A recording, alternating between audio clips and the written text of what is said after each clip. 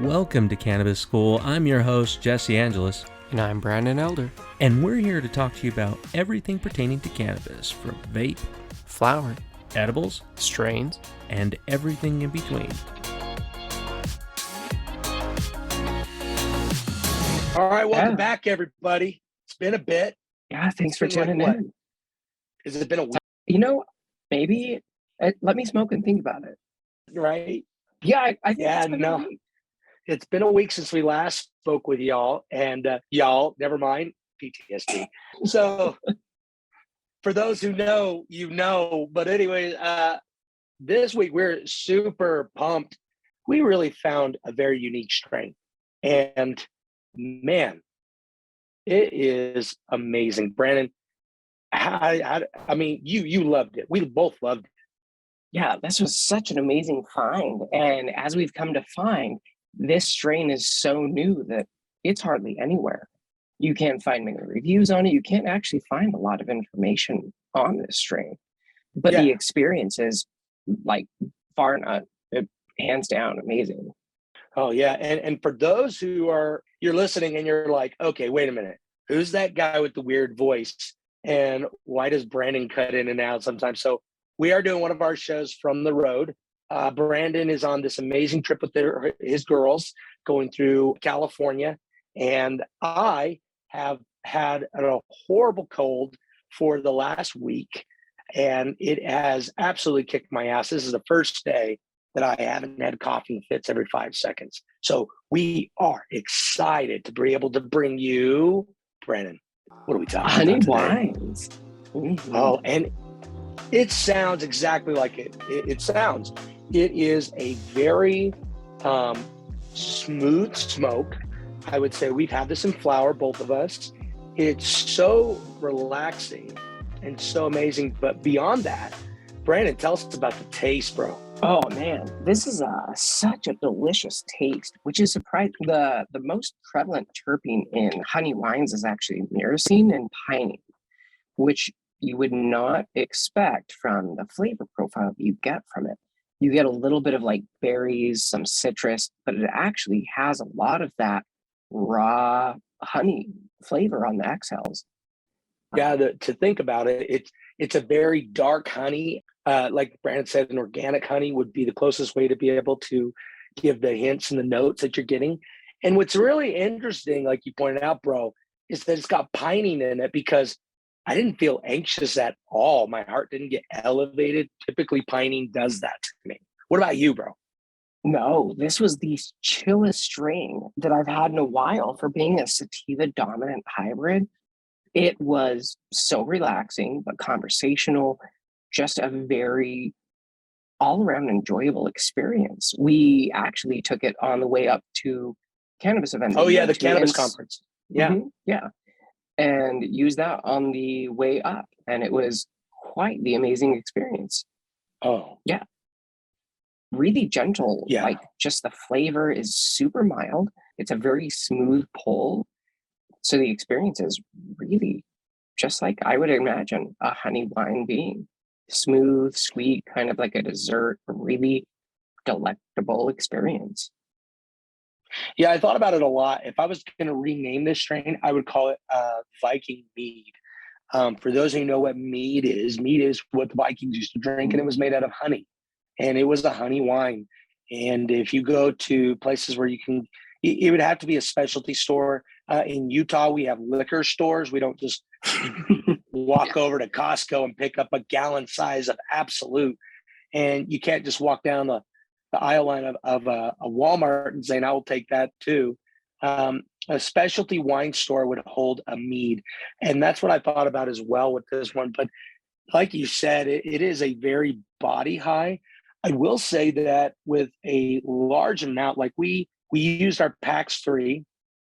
We burned that for a while. We're going to have to do a revisit on the PAX, because things that we have learned on how to be able to actually use these portable vaporizers, dude, took it up another level. Oh my gosh.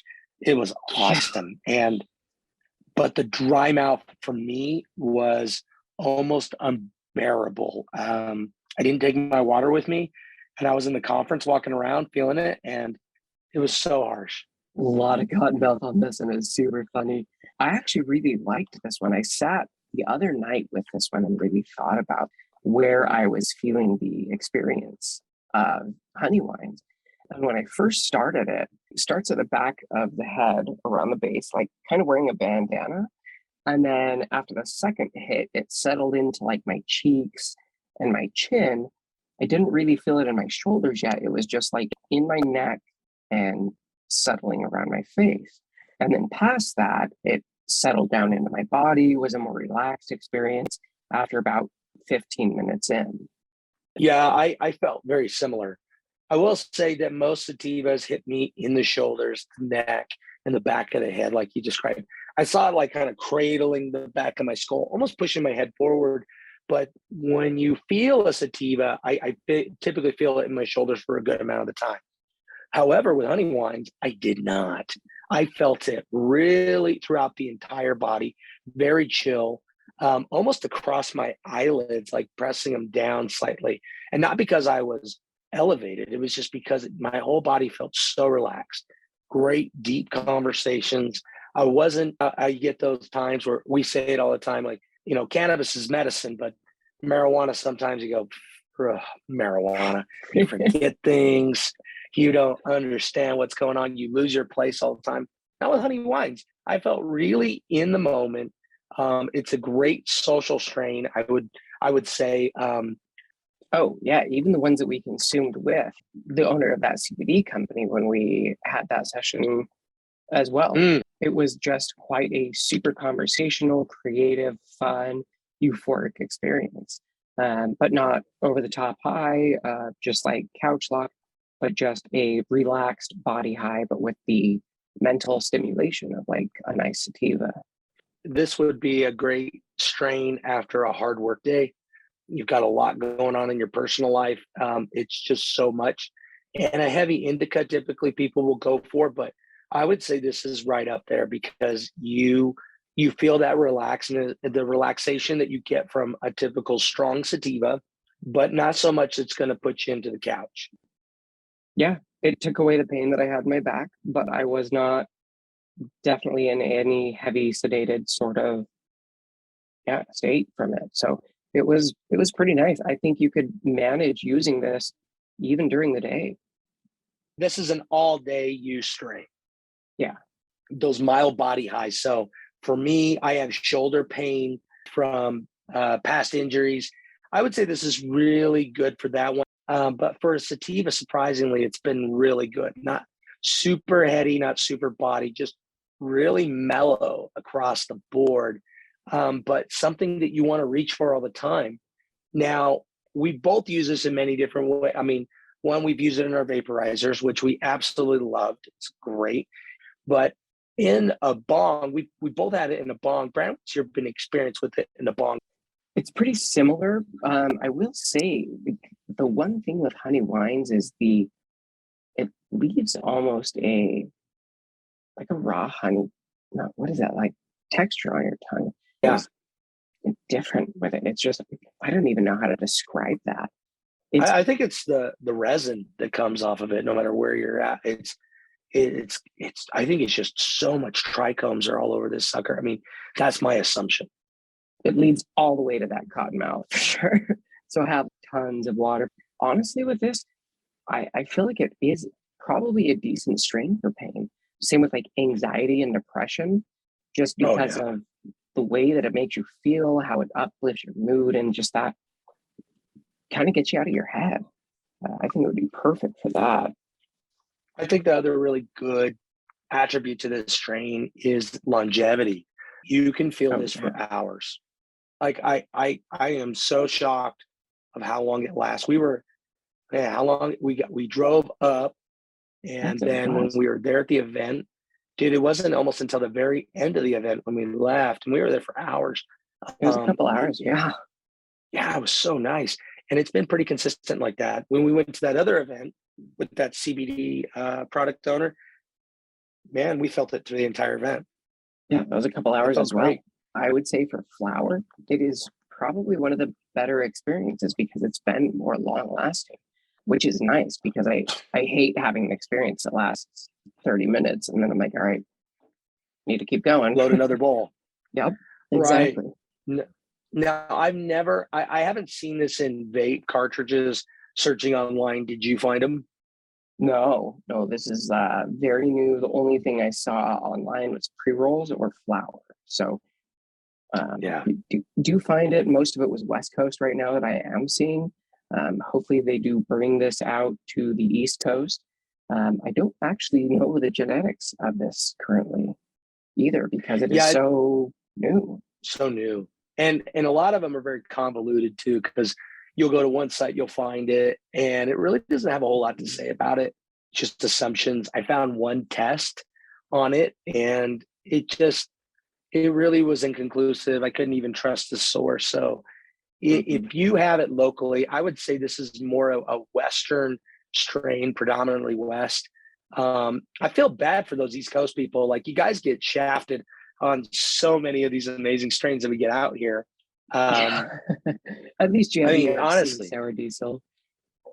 Well, yeah, exactly. But I mean, that's the thing that, I would like to see more from growers out there in the Midwest to the West, being able to find, because I mean, you'll find Skittles and you'll find all these other really fun strains, but you don't find the super amazing potent strains. And again, there's thousands. When you're thinking like, which one's going to be the best one for me? That's why you're here. That's why you're here listening to us, because we really want to be able to understand what's going to be good for some people, what's not good for others. Like, I mean, there's been strains I've said that I absolutely despise just because of how it made me feel. I don't think Brandon has ever come across a strain he's saying, nope. There are strains that make me more tense. I do feel more tension in my shoulders and neck, but I don't think there's a strain that I actually haven't. Mac 1 was just mild. Like, aside from that, I don't know if there's a strain that I have said that I don't like the experience. Yeah. Mac 1 was definitely just not my favorite in the vape. I would love to experience it in flower. But for sure, dude, it has been, Honey Wines, it is a love-hate relationship with Honey Wines. What I mean by love, you are going to enjoy the hell out of it. You're going to hate it when you are out. Yeah, hate how fast it goes. And expect it to be sold out in a dispensary once it's there. It is a fast-moving product. Ask your local bartender, hey, do you guys have Honey Wines? Have you heard of Honey Wines? On a food side with Honey Wine, I would have to say, like, I would have to go with the Pollo y Naranjo, the way, and I probably butchered that because my voice is messed up. But there was an orange chicken that my grandmother used to make. My grandmother's from the old country in Mexico. She's 93. And every time that I would go down there to visit family with my dad, she would make this orange chicken. And the basic way to be able to make it is you take orange juice concentrate. If you can find the frozen stuff, even better, but most of the time you can't find it these days. So you pour that into a pan, you let that reduce down in a sauce, but then you take some like drumsticks, maybe a thigh or two, and you just sear it. You brown it really good. And then you get some bacon, cut that up and get it cooked nicely. Then you put it into the mixture, a little bit of salt, a little bit of chicken broth to kind of bring it up.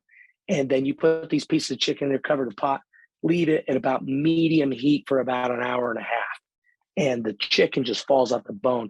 And that sauce has got the bacon, the chicken, the salts, everything in there. And you pour that over some rice. Oh my gosh, I'm getting hungry just thinking about it. But that's what I think about with Honey Wines. Shout out to my grandmother, Consuelo. The Shout best out to orange Jesse's chicken. grandmother. Yeah, it's awesome. I should post the recipe up on Insta or wherever else we should be posting it. Brandon, what are you thinking about? Oh man. Well, at this moment, all I can think about is that really tasty sounding chicken. So I think that's going to be a second for me. Yeah. I'll make it for you when you get back, bro, because it is absolutely that one. Again, this is like a great social strain. If you have social anxiety, say you got a networking event in the business world, you've got a family event, you got 3 assholes that you're going to run into and you just don't like talking to them, and that means your family members, and you just going, oh, I'm gonna smoke some honey wine. I'm gonna let that shit go. I'm just gonna talk to them, have a good time. It'll be the best time ever. It'll be worth it. Hit us up with a message. We've had a lot of requests of people saying, look, I want to send you some stuff like maybe a shirt, hat, or miscellaneous. And I'm really leaning towards miscellaneous. You want to send us something? Let us know. Hit us up in email, and we would really appreciate it. I mean, why not? We're at this stage right now, and we're growing. Every week we're growing, and it's all because of you guys. It's just so awesome. Yeah, we love that you guys tune in. Thanks for checking in every week. Get some honey wines, favorite strain you got, and tune in next week, guys. Take care.